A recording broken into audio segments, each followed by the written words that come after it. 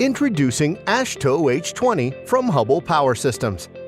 Underground enclosures provide a convenient location for electrical junctions, fiber optic splices or equipment, water meters, valves, grounding equipment, and other utility systems.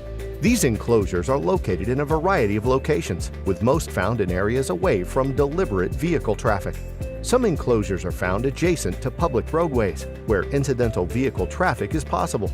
State transportation departments sometimes require these enclosures to meet AASHTO H20 specifications.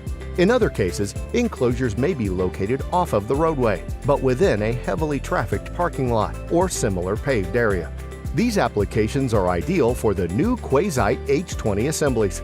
Currently available in 13 by 24 and 17 by 30 sizes, these assemblies are engineered to meet H20 requirements and are designed for these incidental traffic locations. The installation process differs from a typical Quazite enclosure. Installers should follow these steps to ensure the assembly will meet the H20 specification as designed. To install, excavate approximately 12 inches around the outside of the enclosure and approximately 8 inches deeper than the box depth. Add gravel backfill to the bottom of the hole and compact at a height that allows the box to sit level with the surrounding grade. Install the galvanized frame into the Quazite box and bolt into place. For ease of installation, the use of temporary struts help installers handle the assembly and help ensure the assembly is level with the surrounding surface. The struts shown here are not furnished with the assembly. Any scrap steel or wood is sufficient for this purpose. An outer concrete form is not required, but may be used to improve the finished concrete appearance. Place the Quazite box into the excavated hole, double-checking that the finished height is appropriate. Depending on the quality of the soil, the exterior soil wall may be used as a concrete form. The Quazite box will serve as the concrete inner form. Add minimum 3,000 psi concrete to the formed area, bringing the concrete all the way up to the height of the Quazite box.